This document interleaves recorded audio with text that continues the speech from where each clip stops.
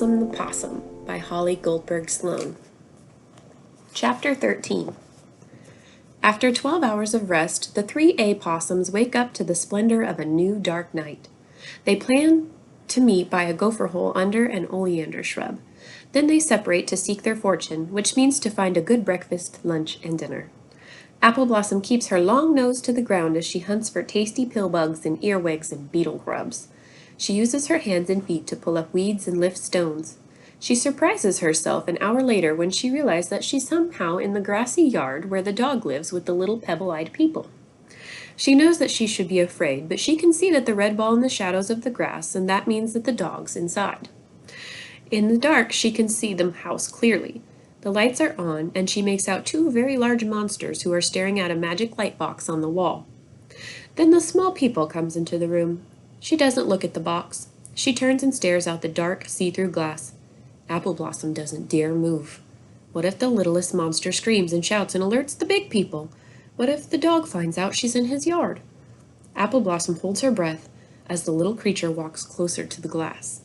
And then the monster does the craziest thing.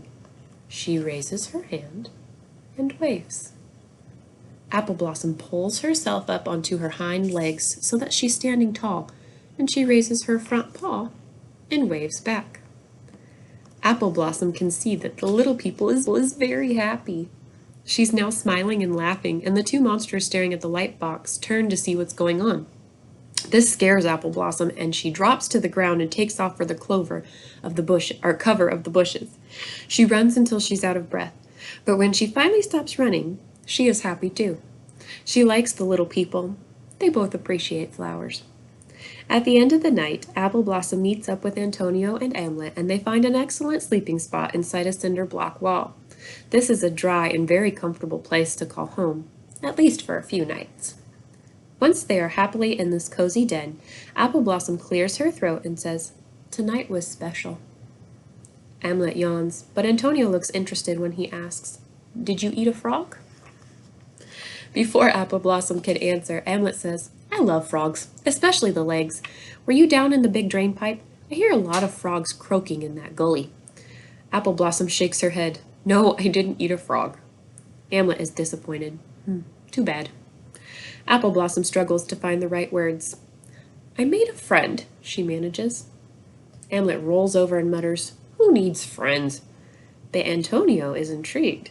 "Mama said not to talk to the skunks. Did you cozy up to one of those striped skunks?"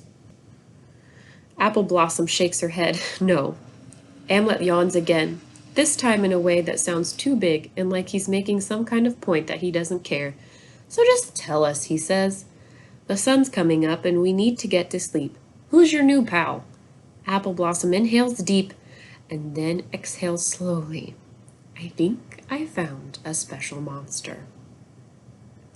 Amlet sits up fast, banging his head on the cement block and yelping with pain. "What?" Antonio is even more alarmed. "Why would you find a monster?" Appleblossom realizes that her big news is going over big, but not in a good way. She stammers, I didn't mean to. One thing led to another." Her two brothers are no longer consumed with fatigue. They look consumed with concern. Appleblossom can hear it in Antonio's voice when he says, "What were you even doing around monsters?" "I went back to the same yard where I spent the day. There are good things to eat over there. I found worms and flies and snails and even a dead mouse. I think an owl dropped him." Amlet is easily distracted. "How was the dead mouse? Tasty, I bet."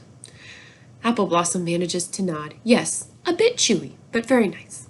Antonio isn't going to be sidetracked by a dinner discussion. "I don't care if there were dozens of dead mice. You shouldn't be spying on monsters." The hair on Appleblossom's back stands up. "I wasn't spying." Amlet's voice now sounds like a growl. "This will lead to nothing but trouble." Appleblossom tries to hold her ground. "I was thinking that both of you might want to come with me and see her, up close, but very safe." Antonio answers before Amlet can. "Why would we want to do that?" "Research," she says in a low voice. Amlet makes a face. "What's research?" Appleblossom pulls her tail close to her chest and ends the conversation. "Forget about it. Good day. Sleep away." The littlest possum shuts her eyes and hopes the discussion is over. Antonio tries to explain what research is, and Amlet moans for a while about having a headache. Antonio keeps talking about safety, but both of the Possum brothers are asleep long before Appleblossom drifts off. She knows she's made a mistake telling him about the monster. She doesn't want to have secrets, but maybe that is part of growing up. Some things, she decides, might be better not shared. Stay tuned for Appleblossom the Possum.